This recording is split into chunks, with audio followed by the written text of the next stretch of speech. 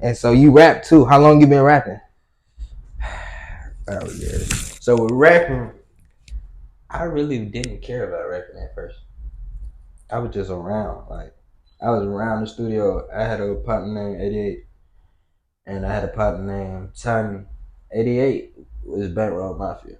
Okay. So I've been around Bankroll Mafia since I was about 17, 16, 17. He was taking me to Ti house. Like he was really making the beats at first, but he always can rap, sing, play the instruments, but he was making the beats for Bankroll Mafia. So we used to go to Bankroll Mansion on Camp Creek. That's when Shad, the guy, he was dropping what I forgot what tape he was dropping. He was dropping the tape and he was working on it. So I used to be taking 88 back and forth over there. And then who else? There's a producer named 48. He used to be over there. So we used to go over there, kick it with him. Then we used to also go to Ti house on Bankhead. And then Shad the guy be over there sometimes. Another one of the artists named Scully. He used to be over there. So I always been around the music. And then my partner Tommy, his daddy had a studio. So we had a little rap group back in the day called 65 Shots. And his daddy, long live his daddy, Tom Lightyear, he the one actually recorded my first song for real. He helped me get through everything on my first song. And I ain't even like rapping when I first heard it, because I ain't like my voice. Like hearing my voice was crazy. I'm like, this might not be for me. But I think that's how I felt too when I first heard my voice. Is like, yeah, damn, this how I sound. yeah, I don't think I like this on the I beat. ain't like it, but everybody like you. You got the image, you got the swag for it, you got everything about yourself, or what people consider a rapper is kind of you. So eventually, it kind of started getting more and more into it because my friends, like, I hang around a lot of rappers, and they take it very serious. So I kind of got it rubbed off on me. Influenced a little bit, like shit. Influence. I had my partner, like Smoke, one of my best friends. He was big on rapping. Like he was rapping before I even really met him. But he had a song with Rallo Rodriguez before he blew up. Okay, so he been rapping for a minute. Been rapping because Rallo Rodriguez been out for a little minute now. So I was listening to his music, and then we ended up becoming real close. So we was together every day. So he like, "Cause let's go to the studio." I'm like, all right, you feel me? But we're going up there 12 hours a night, recording with Mook Tobin on Cleveland Avenue. His where Look Out at them used to record it.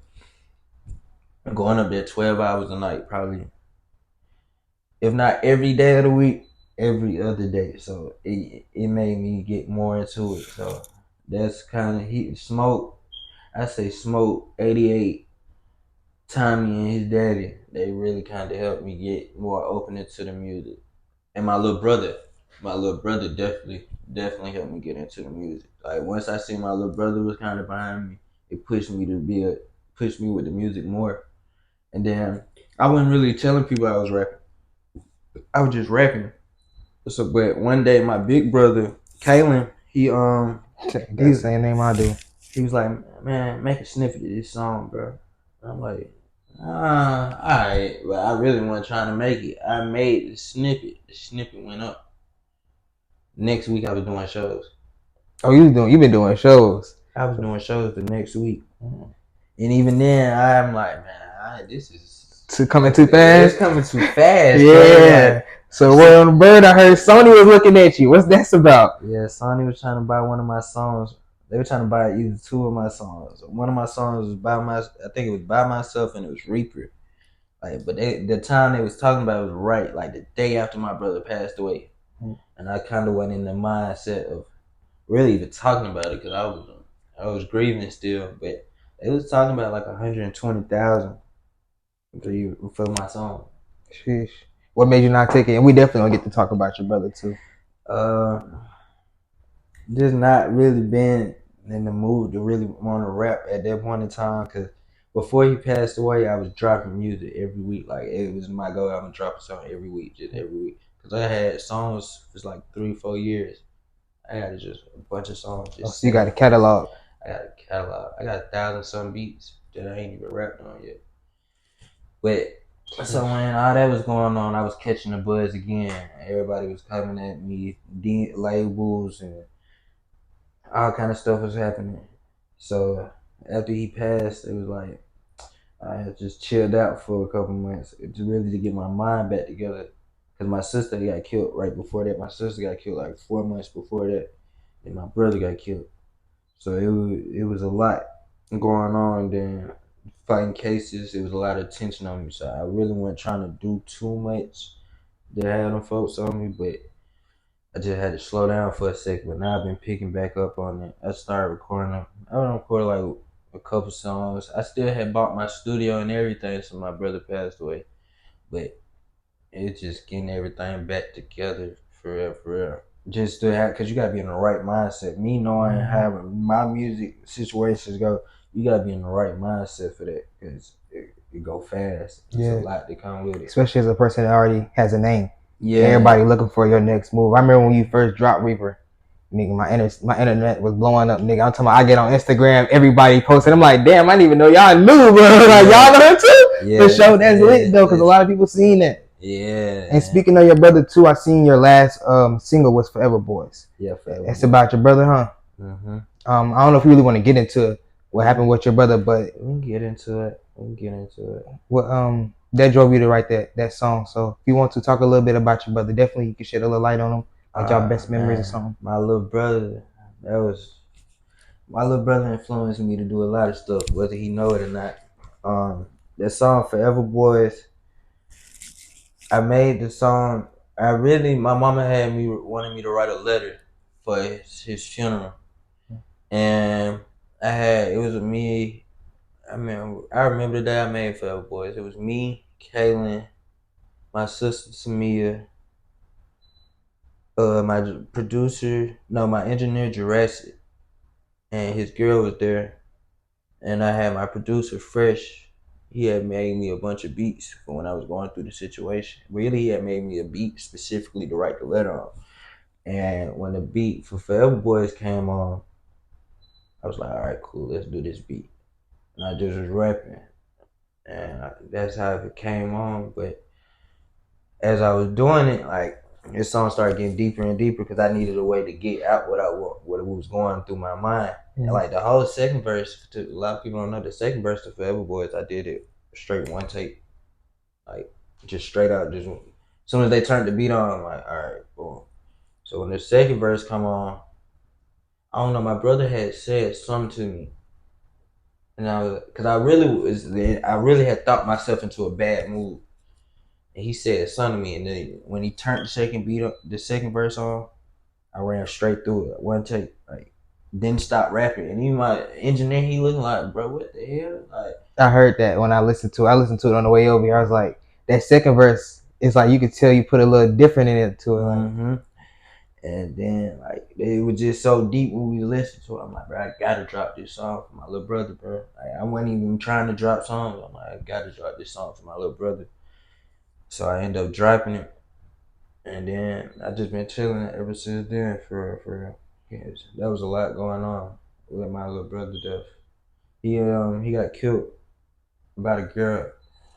They shot him 2 times in his face, 2 times in his chest while he was sleeping.